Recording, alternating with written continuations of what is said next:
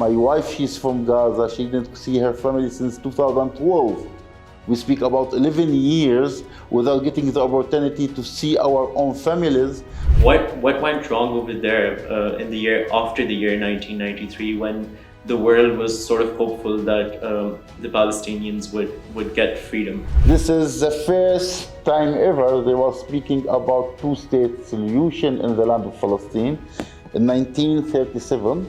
Hamas is one of our political party.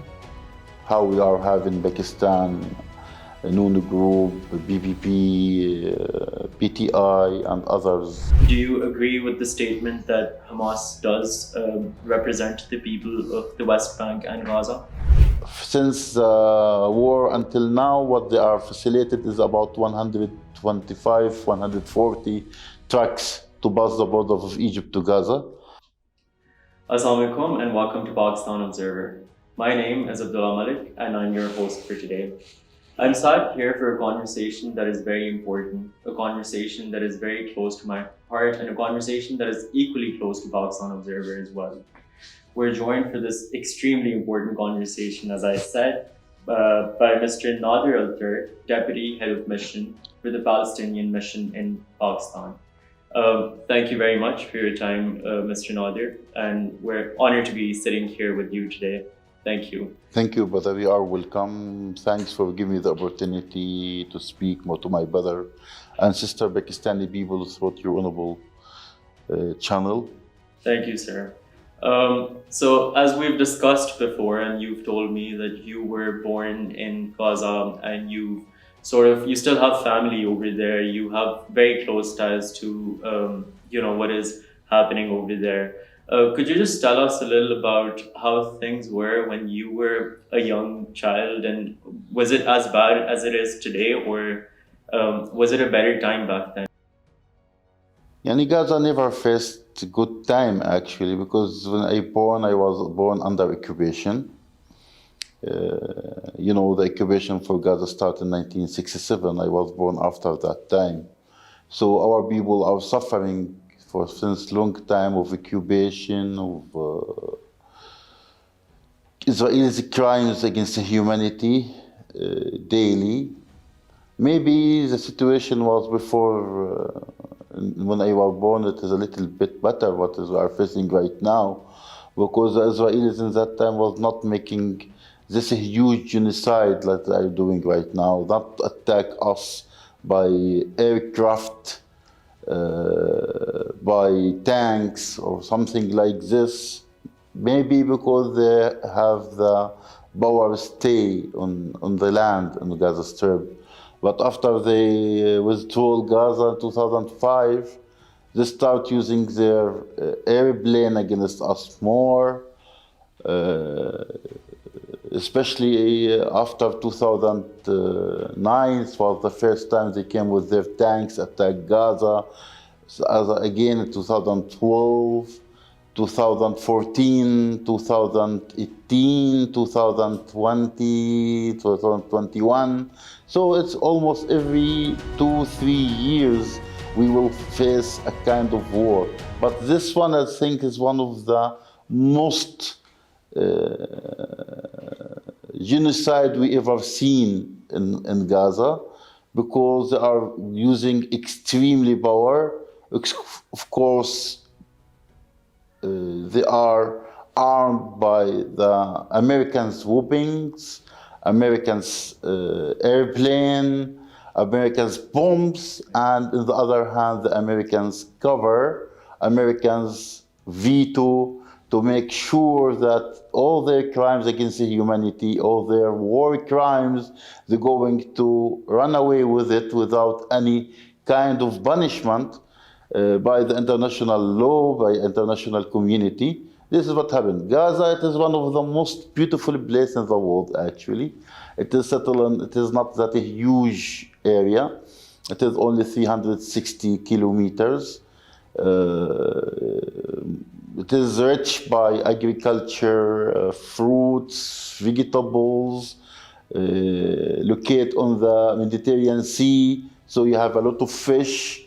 You have a lot of historical places in Gaza. So when you speak about Gaza, you speak about a very historical place. Even the grave of the grandfather of Muhammad alayhi salatu wasalam, it is located in Gaza. So we are speaking about a place face a lot of enemies, a lot of armies. Many of them lost the war there and didn't have the opportunity to stay, settle there, to occupy, have the power to occupy Gaza for a long time. So maybe one day soon, Gaza going to be rebuilt again to become beautiful and shining again, and then we have the opportunity to host you there among your brothers and sisters in Gaza, inshallah. So, from what I understand, you've said that Gaza was, not anymore, but it was a beautiful, beautiful country with very beautiful people inside out. And of course, now what it is a rubble thanks to the Israeli occupation and the genocide that is going on. And American swoopings. Absolutely. What do you think? We've read countless articles, we've read countless reports on how things started. But you firsthand witnessed on what went wrong. Like, what was the start of the issue? What happened? Where it happened? And why did it happen? I will use the words of His Excellency Mr. Guterres, the Secretary General of United Nations, when he said that what happened on the 7th of October by Palestinians, armed people, Palestinian people from Hamas and others, when they attack Israel's army camps and settlements around Gaza, it didn't came from nowhere. It is reflection or result of long history of suffering, occupation, killing, apartheid system, created by the Israelis. A lot of Israelis humanitarian crimes against humanity, war crimes, a lot of destroy houses, kill people, injure people, keep Gaza under siege since about 20 years. Even the fishermen not allowed to cross 3 miles in the sea to make fishing there. Many problems you are speak daily are suffering. As example, I'm from Gaza, as I said before. I couldn't see my family. My wife, she's from Gaza. She didn't see her family since 2012. We speak about 11 years without getting the opportunity to see our own families. My daughter was born here in Pakistan. My family didn't see her or hug her until now. My mother, my mother-in-law, even my father, has a dream before he passed away in 2017 to hug her. He didn't have that opportunity because Gaza under siege. No opportunity to visit them. Even if we go to West Bank, they are not allowed to get a permission to go from Gaza to West Bank, which means this is our suffering is sample of the 2.2 million people living in Gaza suffer. Everyone is suffer from occupation, from apartheid system created by Israelis.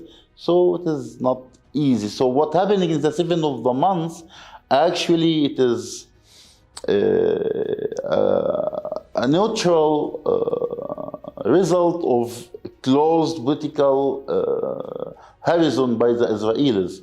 When our leadership decide to be involved in peace process in 1991 with Madrid International Peace Conference, and later on we are going for Oslo agreements, we were speaking about there is a solution for peace, stability through a peaceful way, as being a freedom fighters for many years, and when you are a freedom fighter, you are in battle for freedom and independence. In the end, you need to go to the negotiation table to finalize the issues, find a political resolution, peaceful resolution, which was that time speak about two-state solution. But the Israelis in that day, in 1991, their Prime Minister Ishaq Shamir, he make a promise he make a statement, very clear one, that Israel is going to negotiate with the Palestinians for 20 years without give them anything. So we are in this process since 1991, which means 32 years, and the Israeli leader who came after Ishaq Shamir still having the same vision, the same procedure, which is keep us going in circles as a Palestinian without getting anything. So, which giving the young generation the strong belief that this process will lead us only for more Palestinian killed, more Palestinian injured, more Palestinian land stolen by Israelis and build settlement over it, more siege, more closer, more punishment, more prisoners, more suffering, and it's going never to lead us for independence and freedom. So what happened in the 7th of the month again was giving answer for this, close political horizon by the Israelis for long years, that if you are not going for peace, the only thing you're going to get is more and suffer like we are suffering. This is what was happening on the 7th of the month. Thank you, sir, for that elaborate history. And, what I think was particularly interesting was the year 1991 that you mentioned and the Madrid Convention, if I got that correctly.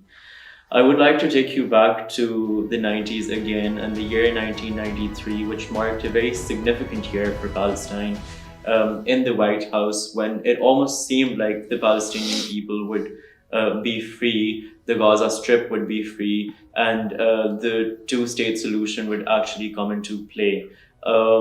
What went wrong over there in the year after the year 1993, when the world was sort of hopeful that the Palestinians would get freedom?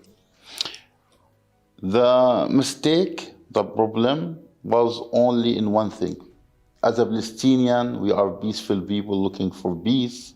On the other hand, Israelis, they build their own state on by stalling other people's lands in support with British, Americans, and others Western countries. Because when we see why they are create Israel, they are create Israel only because the Israelis, the Jew in that time, was suffering from apartheid in the European countries. And they was living in very closed, under siege neighborhoods in the European cities, not allowed to be part of the European people.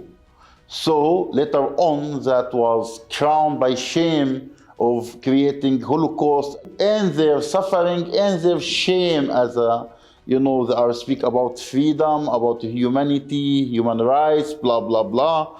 So they need to end their feel of shame by transfer who is not dealing with them as a human, transfer the Jew to end their problem with them by create a problem for us. And for explain what is happening actually, this area starts according to this map. This is the land of Palestine. This is the first time ever they were speaking about two-state solution in the land of Palestine in 1937 during the British. And let's go back a little bit actually, when the British giving the Balfour Declaration in 1917, they are looking kindly for establishing a homeland for the Jew in the land of Palestine. That time, Palestine was under Ottoman's Khilafah, which means it is not ruled by the British.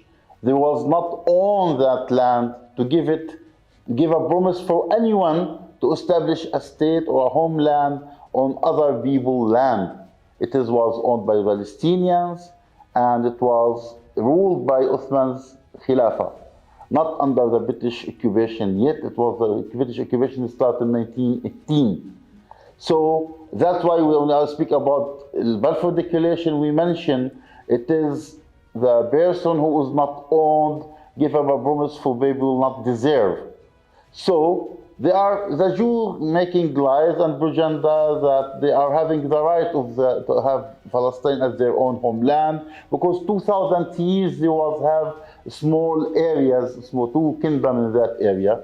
So who giving the right to raise the right of 2,000 years and ignoring our presence on the land of Palestine for more than 12,000 years? How you ignore 2,000 years right, according to your propaganda, and ignoring our rights, which is a prison. We are present there, live there since 12,000 years. It's a continuous period until that time, and after that, until the doomsday, we're going to be staying in Palestine. So we see here the map.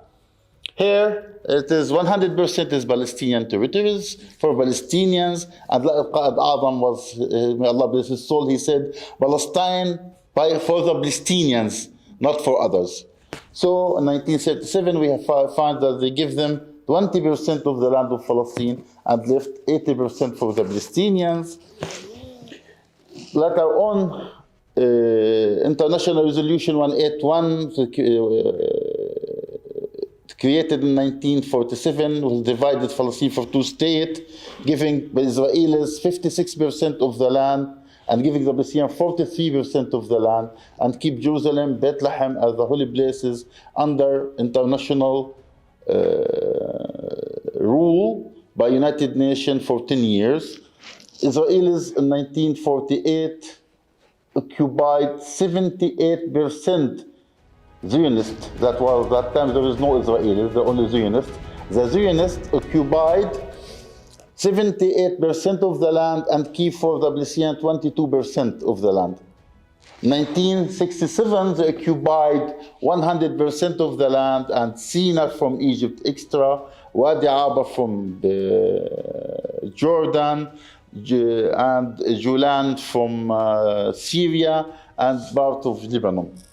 So later on in 2017, we have a very genius President of the United States of America, Mr. Trump, and he was very generous with the Palestinians by giving them 12% of their homeland to create a state over it. You see, when he recognized the illegal settlements in the West Bank to become legal according to his rule, ignoring the international law, the international resolutions and everything, keep it back, and giving the Jew 88% of the Palestinian territory, and ignoring the right of return for other Palestinian refugees, according to 194, and recognizing Jerusalem as a historical capital for the Israelis, not for the Palestinians. And he doing many unlogical things according to his own things, not following the international law and the international resolution.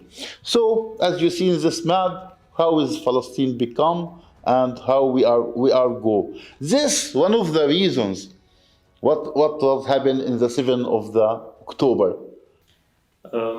Again, thank you, Mr. Nader, for that very elaborate answer. And of course, you've also pointed out what led to the escalation of the 7th of October, the attack by Hamas, as being reported by the Western media and local media as well. How does the Palestinian state see Hamas as an organization? What's the local narrative over there? Hamas is one of our political party. How we are having Pakistan, Noon Group, BPP, PTI, and others honorable political parties. It is one of Palestinian political party, like you have your political party. In 2006, they have the opportunity to join the election, public election, and what happened in Palestine. They won the election, and there was a majority in our parliament. They having joining by creating the 10th Palestinian government was led by Hamas. That time was Mr. Ismail Haniyeh was the prime minister. Because we are a political and democratic regime in Palestine. We respect our people. We respect the result of our people's choice, and we obey the results of the elections books. Whatever it is, we are satisfied with it or not. We need to obey and respect it and facilitate the democracy, because democracy, it is a solution for many problems. It is the answer of many questions and many problems. So only democracy and more democracy can make stability and peaceful life for your own people, not become a dictatorism or ignoring the needs of the people and the interests of the people. Respecting your own people only lead you for more stability and more peace. This is what we are believe of it as a Palestinian.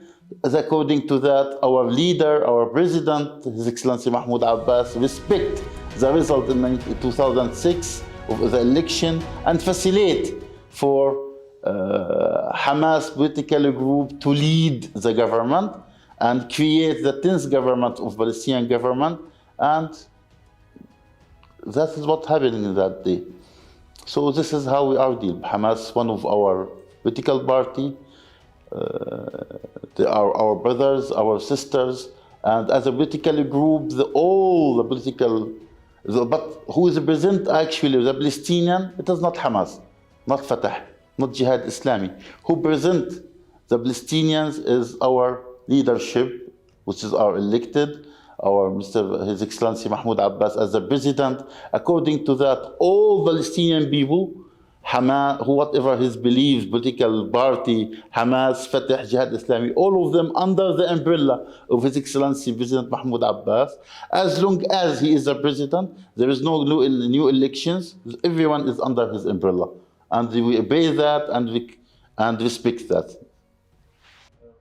You have very interestingly said that Hamas has been democratically elected to represent the people of Gaza, essentially. Not people of Gaza, the election was in West Bank and Gaza Strip. So there was the government of Gaza Strip and West Bank. Right, but do you agree with the statement that Hamas does represent the people of the West Bank and Gaza? Not represent, brother. Representing people, actually, our system is a little bit different. We have two bodies. Who is representing people of Palestine is PLO, Palestinian Liberation Organization, because it is representing the Palestinians inside the land of Palestine and who are living outside the land of Palestine. When you were making election, we're making election only in West Bank, and Gaza Strip include Jerusalem, East Jerusalem.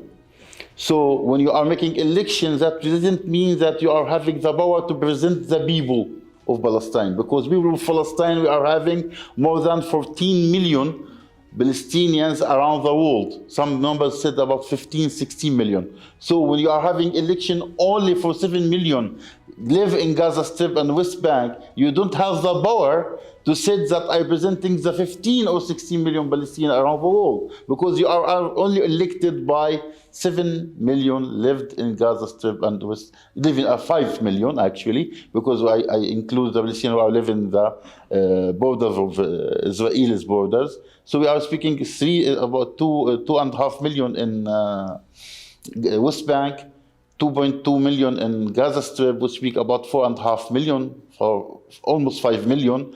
So we are having elected by 5 million people. Most of them don't have the right to election because they are under the age.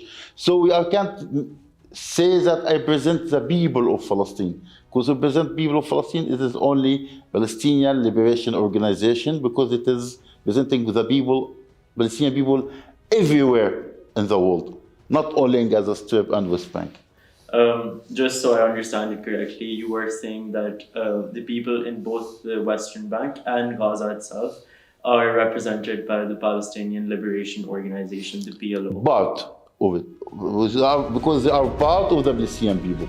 But the Palestinians who are living in Gaza Strip and West Bank are around 5 million people. Palestinian people around the world is 15 million.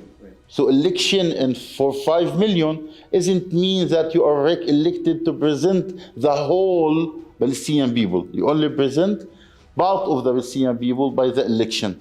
But who is represent the whole Palestinian people? It is Palestinian Liberation Organization. For Gaza Strip and West Bank, it is Palestinian National Authority, Right. or all of us under the PLO and the name of State of Palestine, of State of Palestine. But the election, it is for the Palestinian National Organization, the Palestinian National Authority. This is what is the election for. You have mentioned time and again in this interview itself the intervention of the US and the West itself. How do you see the role that the West is playing, so the global North, Western countries, but also Western media in representing the people of Palestine and also representing the people of Israel at the same time? Is there hypocrisy? Or is there discourse on the global stage fair right now? Yeah, let's see in logical way.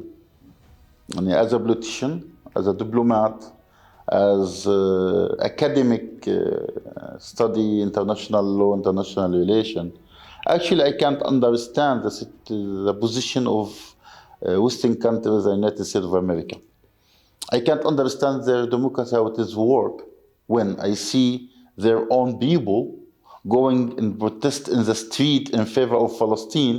On the other hand, their leaders are presenting the position and statement of Israelis.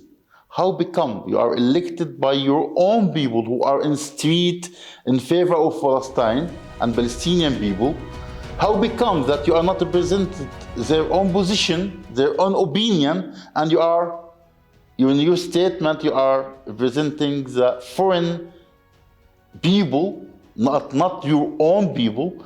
You are foreign leadership, which is Israeli leadership, which is power of occupation, apartheid system, and the killing in cool blood Palestinian innocent, Palestinian children, Palestinian women. How becomes that you're ignoring the vision, the opinion of your own people who are elected you to lead them, and you're following the interest and the vision and the statement of foreign country, foreign people who are acting and creating a lot of crimes against humanity, war crimes, break and ignoring the international law, ignoring the human rights principles.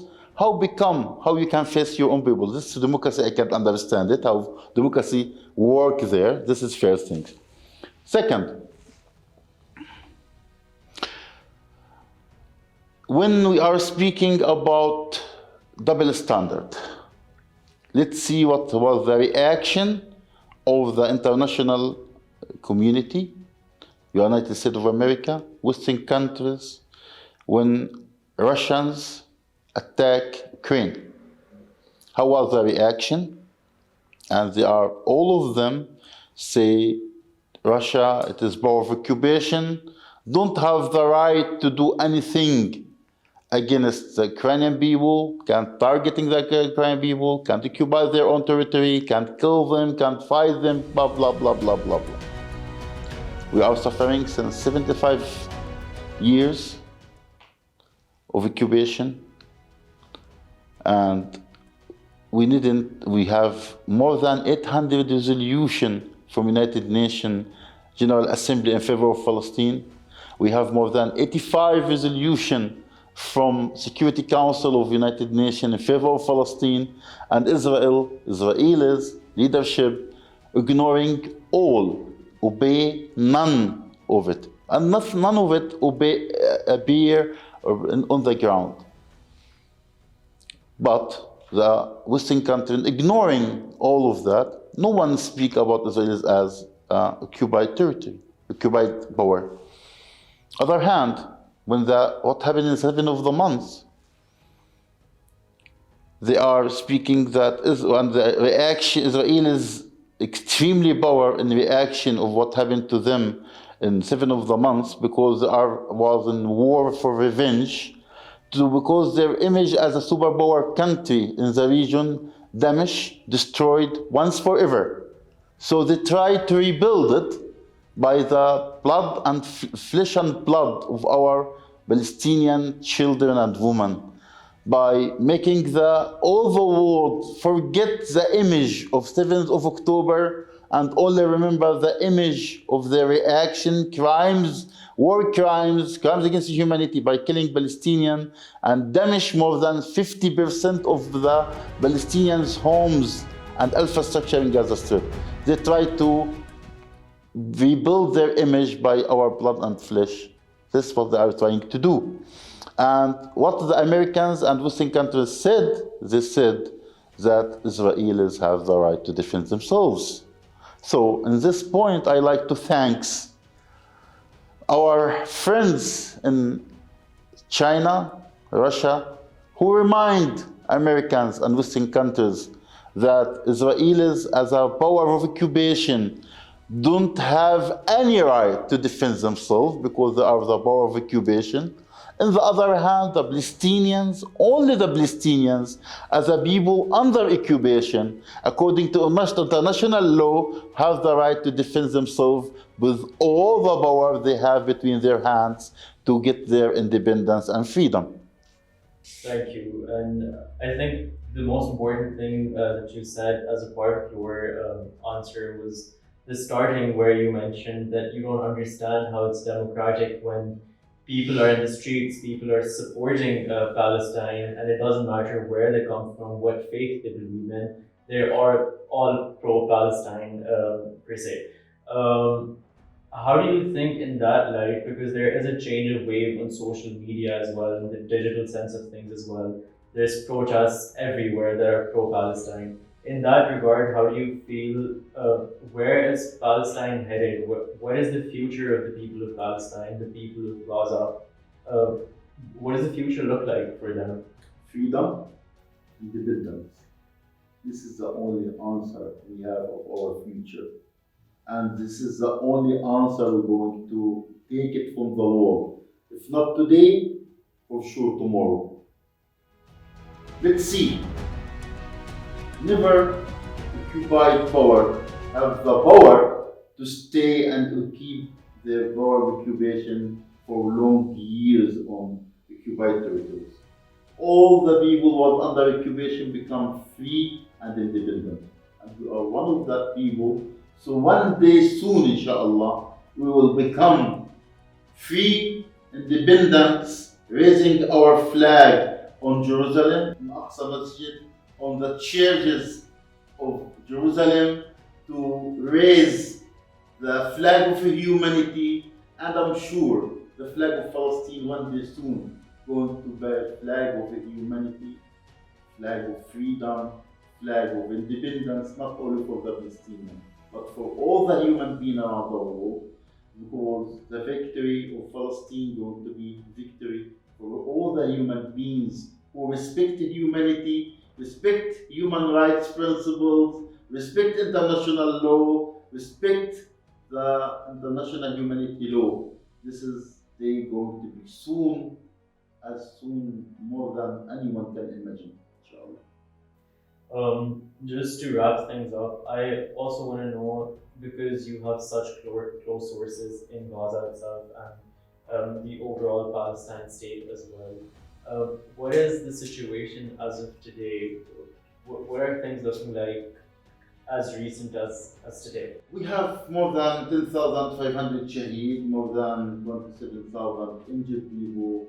We have 50% of Palestinians' homes, buildings, infrastructure, roads damaged, destroyed, which means it is not able to be used by humans anymore. As a Palestinians, we will be, as a Palestine as a whole, our roots are Phoenix, Canaans. So one of the legion of Palestinians of Phoenix, it is Al-Anqa, the Phoenix spirit, which is, when it has become old, it is become a fire, become ashes. From this ashes it is reborn again, strong and young prepared to live 500 years more. Again, he going to the circle, same circle, being born, ashes, and reborn again. As a Palestinians, we are phoenix spirit. So we have this spirit. From the ashes we'll grow up, we will grow reborn again and again and again, until the dawn of day. And I hope that the people of Gaza do rise up again like Phoenix Bird As does. I told you, we are having 12,000 years of history as a Palestinians in Palestinian territory, the land of Palestine. We have our own culture, we are having our own civilization.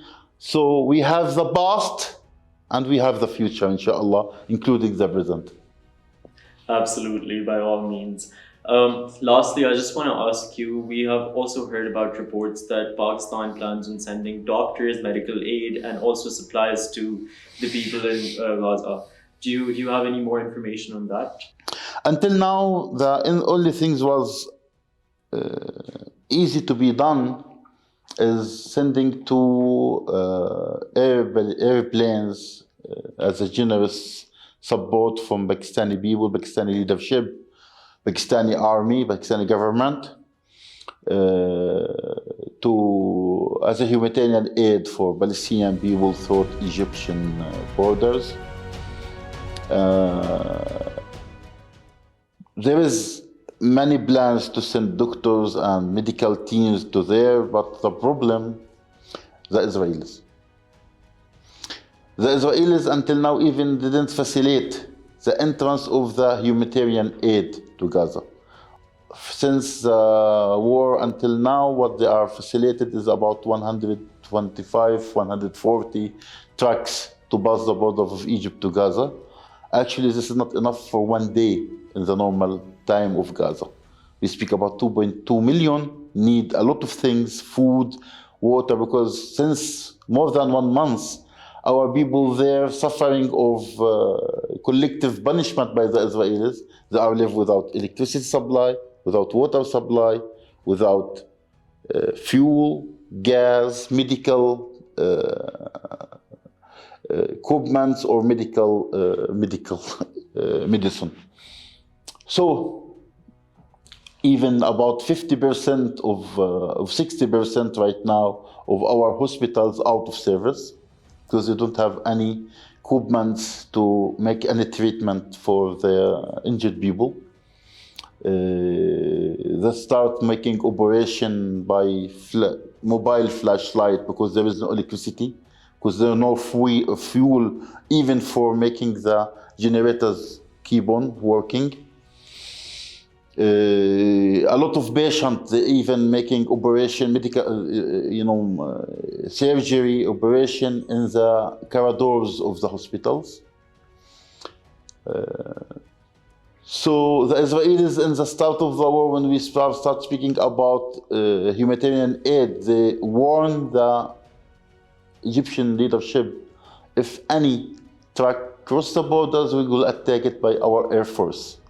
So until the going to be safe passage for doctors, Pakistani doctors and others, nationality doctors and medical teams to reach Gaza, this dream going to be not between our hands until we have the opportunity. Because, we're still under occupation and under war crimes, under crimes against humanity. So we are not like our brothers and sisters, Pakistani peoples, to be attacked by the Israelis, to not come to help us, no, come to be buried next to us. So long life to Pakistan, long life for Pakistani people.